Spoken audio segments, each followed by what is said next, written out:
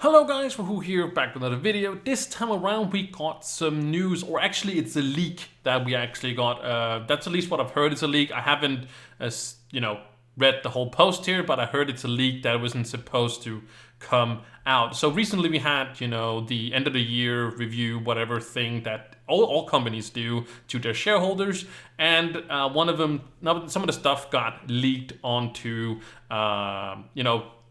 not only what is going to happen for you also saw it in the title probably, but not only what is going to happen with the company's money, but what is going to come with the company's games and stuff like that. So it's all going into shareholders' information. And it got leaked that Trove is, as you can see, coming to Nintendo Switch in this year actually already. So it says this year, and we're pretty early we're only in April, the 10th of April as I'm recording this.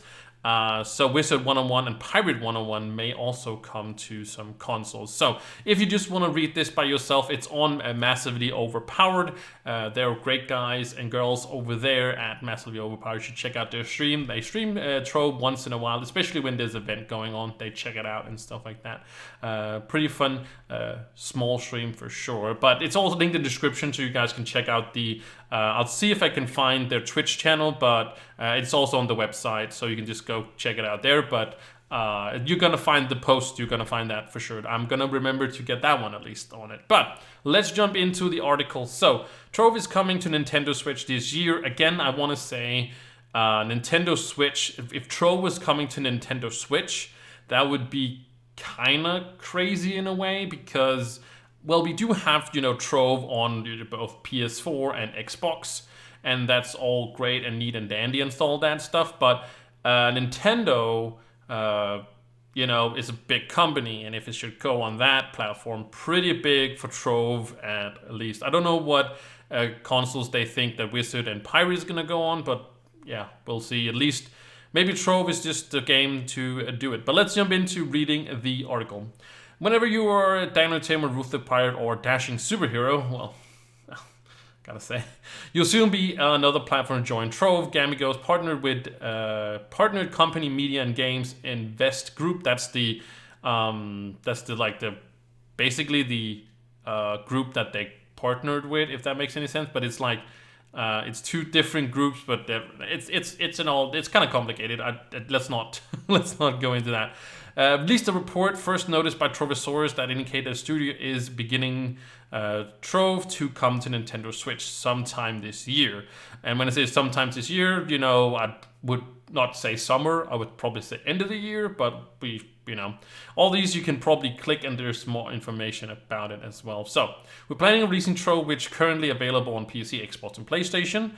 On Nintendo Switch this year, the report said that as Trove is doing well on Xbox and PlayStation.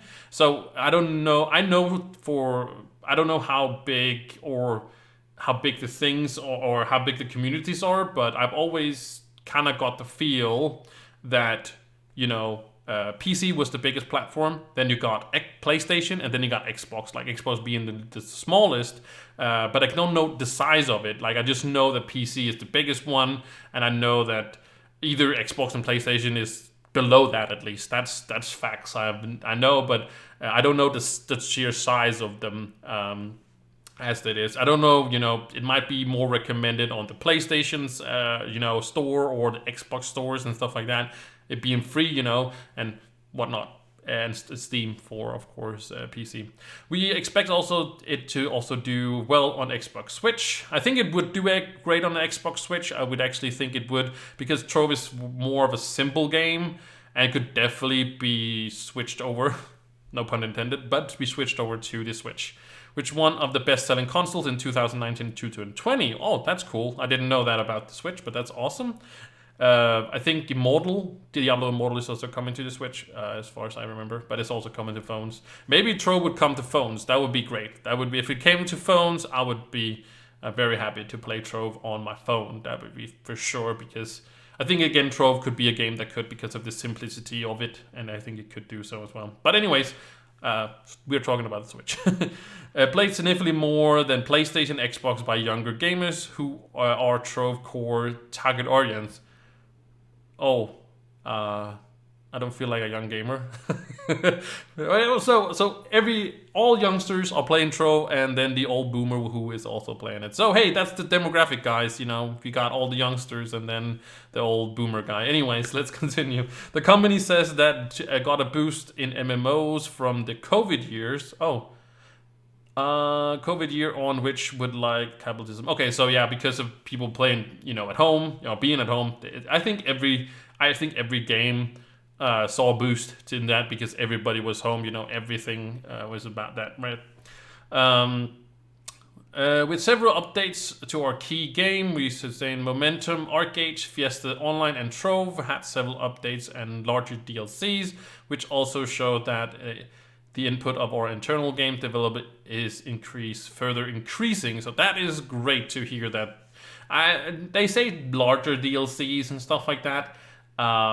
They definitely have turned down the size of the updates and also the regularity, but I think it's more in a staple now. It's like we wanted it to be more updates, but if we got more updates, then it would be worse updates, if that makes any sense, because they would not be tested. They could probably make an update, I'm not saying every week or something like that for Trove, but they could make like one every month, but it wouldn't be like finished or anything like that, and they would just bring out dumb updates, and it'd be like, oh no, stop the updates, we want them to be good, right? Like, I think they've found a good place to get these updates, and yeah, there's other games out there. We can play that simultaneously to other games. Anyway, that's not what we're talking about. But it also says that the inquiry of Wizards one-on-one.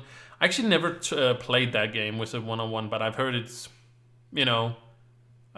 pretty okay. Oh, early editions offers a lot of growth potential. Part of that looks to be console port, both for one-on-one games. All through there are something materialized from 2020 onwards.